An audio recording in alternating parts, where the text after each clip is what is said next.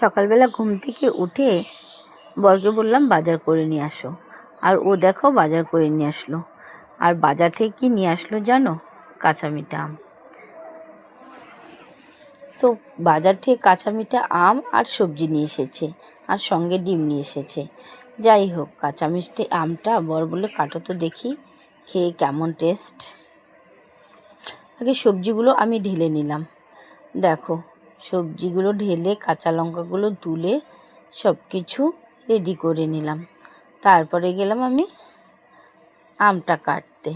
আর দেখো, আমগুলো দেখে মানে লোভ হচ্ছিল, জিভে জল চলে আসছিলো, সেজন্য আর বেশি দেরি করলাম না, আম দুটো কাটতে বসলাম।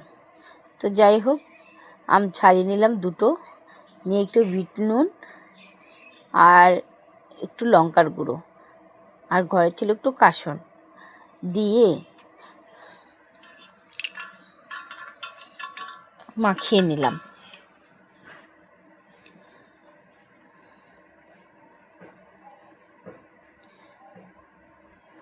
মাখিয়ে বরমশাইকে বললাম যে খেয়ে দেখো তো কেমন টেস্ট।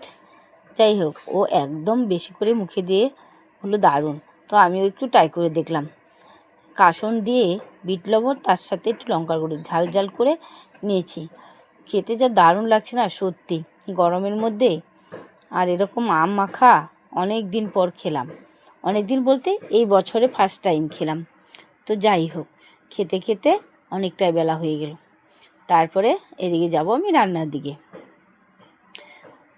রান্না করার জন্য আমি ডিম আলু সিদ্ধ করে নিয়েছি। আর দেখো, গরম তেলের মধ্যে নুন হলুদ দিয়ে ডিমগুলোকে আমি ভালো করে লাল করে ভেজে নিব, যাতে একদম কালারটা অনেকটাই সুন্দর হয়। যদি কড়ার মধ্যে তেল দিয়ে কড়ার মধ্যে হলুদ লবণ দিয়ে ডিমগুলোকে ছেড়ে দাও, তাহলে কিন্তু ডিমের কালারটা খুব সুন্দর হয়। আর সেই ডিম ভাজা তেলের মধ্যে দিয়ে দিলাম আমি পেঁয়াজ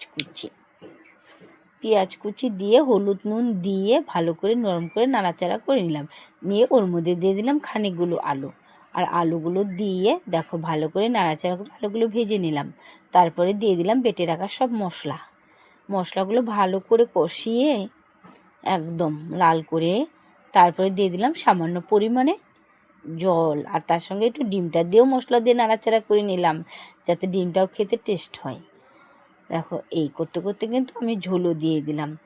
আর দেখো, আমার ঝোলটা টকবক করে ফুটে উঠলো। বন্ধুরা দেখো, এই ভিডিওটা যদি ভালো লাগে একটু লাইক কমেন্ট করে সাবস্ক্রাইব করে পাশে থেকো। দেখা হচ্ছে তোমাদের সঙ্গে অন্য কোনো ভিডিওতে।